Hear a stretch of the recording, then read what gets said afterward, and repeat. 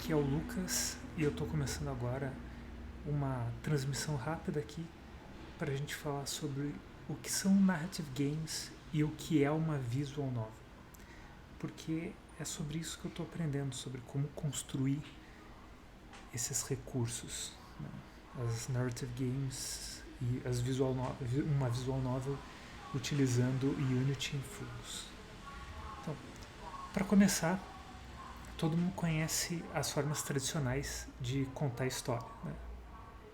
O uso de livros, filmes e outras formas tradicionais que tem atraído as pessoas há muito tempo. Desde a época das cavernas, todo mundo sabe aquele papinho ali. Por quê? Porque as pessoas gostam de histórias. As pessoas gostam de ouvir, elas se relacionam com isso, tem toda uma questão emocional e até uma questão de aprendizado. Tá? E até pouco tempo atrás, o cinema era a forma de contar a história que tinha mais espaço, era mais popular, era o maior mercado.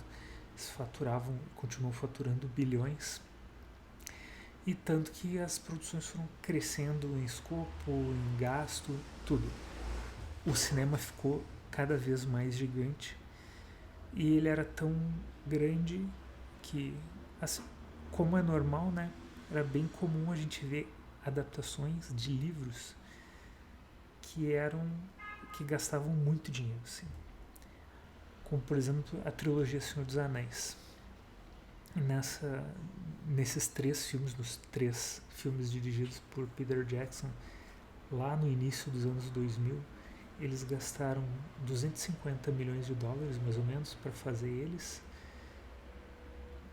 Eles gravaram, se filmaram os 3 juntos, né? Depois levaram mais tempo na pós-produção, mas eles gastaram muito dinheiro para recontar uma história que a maioria das pessoas já tinha lido em outra mídia e conhecia, assim, e quem não tinha lido ainda podia ler, né? Tá certo? Em compensação, os videogames, eles eram um brinquedo ainda. Só que quem jogava videogame nos anos 80 e 90 cresceu e continuou consumindo essa mídia. E por isso os games começaram a ter um escopo maior. Porque começou a entrar mais dinheiro no mercado de games. E isso foi abrindo as portas para a experimentação, a diversificação de gêneros e a transformação do game, do jogo, em algo mais cinematográfico. Se antigamente os jogos de plataforma como Mario, por exemplo, Donkey Kong, Sonic, eram os jogos que faziam mais sucesso, eram os jogos que definiam a mídia. Hoje em dia a gente tem coisas como Uncharted, que mais? É que Uncharted é o primeiro que vem, que eu acho que o maior expoente dessa parte de cinematografia dos games. Mas enfim, os jogos foram criando histórias, foram aprendendo a contar histórias junto com o gameplay. Eles trouxeram a interatividade. E como eu já falei, veio a experimentação e a diversificação de gêneros. Um dos gêneros que mais tem crescido e tem sido muito bom são os narrative games. E o que são isso? São jogos que contam histórias. Mas daí as pessoas podem falar, mas já existiam os point and click adventures. Existiam mesmo. A LucasArts foi uma gigante nessa área nos anos 90. Mas eles não vão entrar aqui como narrative games, porque eles são muito mais voltados ao puzzle do que a contar uma história. Por quê? Porque independente das decisões que tu toma, na maioria deles, não vou dizer em todos, mas na maioria, isso não influencia a história, não influencia o desenrolar da história. O principal foco ali são os puzzles, certo? Mas isso não quer dizer que os narrative games sejam uma novidade. Um dos exemplos mais conhecidos é o que talvez seja o primeiro jogo, o Dragon's Lair, o primeiro jogo narrativo, né? Ele conta a história de um cavaleiro que ele precisa salvar uma princesa. E ele é todo feito, parece um desenho animado, ele é todo um desenho animado, assim, tu não tem que ficar pulando, não tem que fazer nada. Pra quem não conhece, tu tem que apertar os botões na hora certa para desviar dos perigos, como eles estão acontecendo aqui, dá pra ver. e ir acompanhando a história como se fosse uma animação para o cinema. Tá? Mas existem outras formas de fazer isso e nos últimos anos a gente tem visto formas fantásticas, como um jogo que eu adoro, que é o Her Story, que ele traz a parte de investigação ali, onde isso aqui é o jogo, isso aqui, para quem não conhece, isso aqui que tu está vendo é o jogo, e nele tu vai acompanhando os depoimentos de uma mulher. Tu está usando o sistema da polícia e tu tem que descobrir quais são as próximas palavras-chave que tu tem que buscar ali para descobrir mais pistas. Daí tu vai ver vídeos curtinhos que vão mostrar um pedaço do depoimento onde fala aquela palavra-chave e a partir daí tu vai desvendando o mistério. É um jogo que exige vídeo, exige bastante atuação ali, tem a atriz que vai interpretando todo o roteiro, mas também dá para fazer mais simples e ainda fazer sucesso. Como esse jogo aqui, 80 Days, que é um jogo sobre a volta ao mundo em 80 dias, mas ele mistura vários plots do Júlio Verne e até de alguns outros autores da mesma época.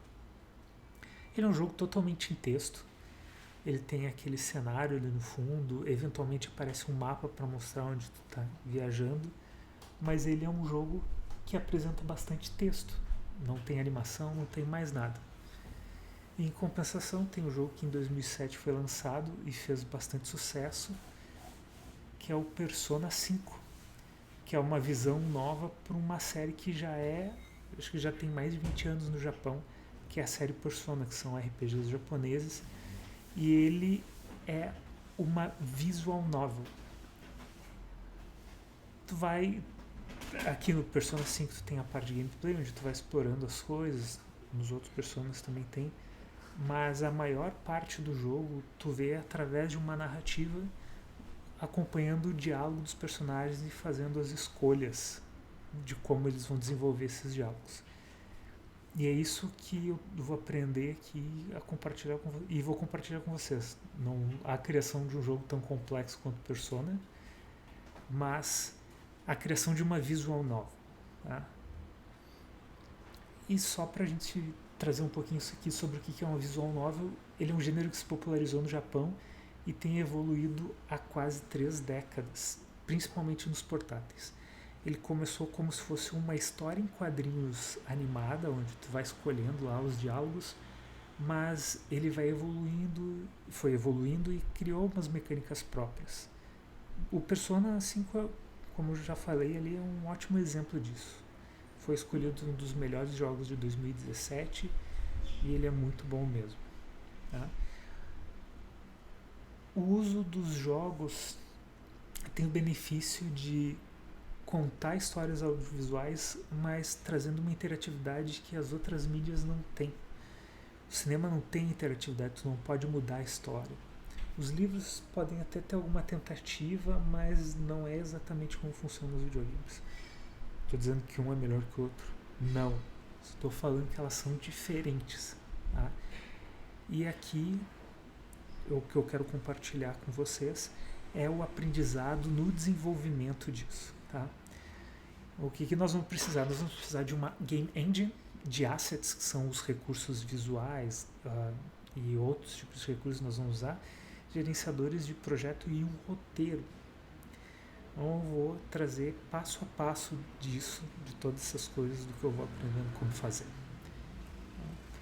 Vou aprender aqui compartilhar o uso da Unity, que é uma das game engines mais usadas no mundo. Se eu não me engano, o Angry Birds, por exemplo, foi feito nessa game engine, mas são diversos jogos.